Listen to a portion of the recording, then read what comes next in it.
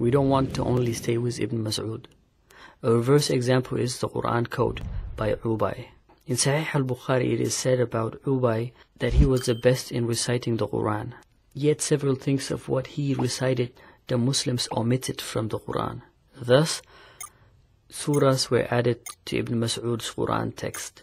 From Ubayy's Qur'an text, Surahs were cut out.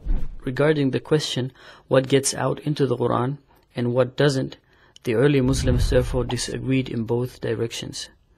Today's Qur'an has 114 surahs. Ubayy's contained 2 additional surahs, thus in total 116 surahs. We learned that from various sources. Some are not rated as authentic by Muslims, yet others are.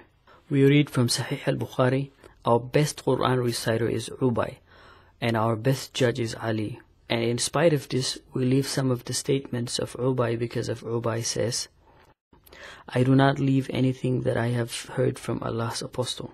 And then he cites from Surah 2, verse 106 that Allah causes verses to be forgotten, and that Allah adds better verses. That means that the one who was able to recite the Qur'an the best, Ubayy, had a different version of the Qur'an. Ubayy did not want to stop reciting his additional Qur'an texts. The early Muslims noticed this contradiction, and it was a problem for them. How did they react? As an explanation, it was cited from Surah 2, verse 106. That is, Allah who abrogates verses or causes them to be forgotten, and adds better ones. Some Muslims talk about abrogation here. You can read a lot about this on the internet. But was it truly Allah's will, or the will of several people, that these verses did not make it to the Qur'an?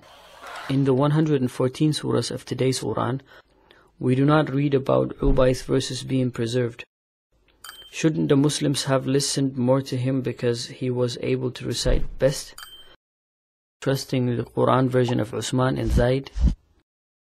It is also not possible to talk about Qur'an texts being forgotten here, because Ubayy, Umar, and others still remember them.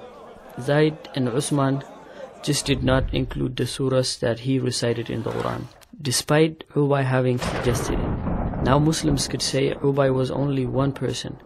One needs several witnesses in order for a Qur'an text to be included.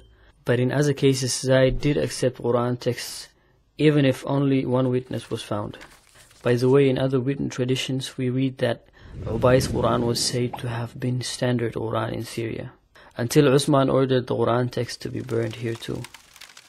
Let's summarize 2 of the 4 people that were recommended by Muhammad and had a different Qur'an.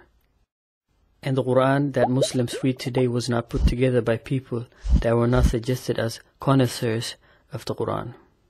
And the issue does not simply revolve around differing dialects or ways of spelling, but instead whole chapters that are missing or added.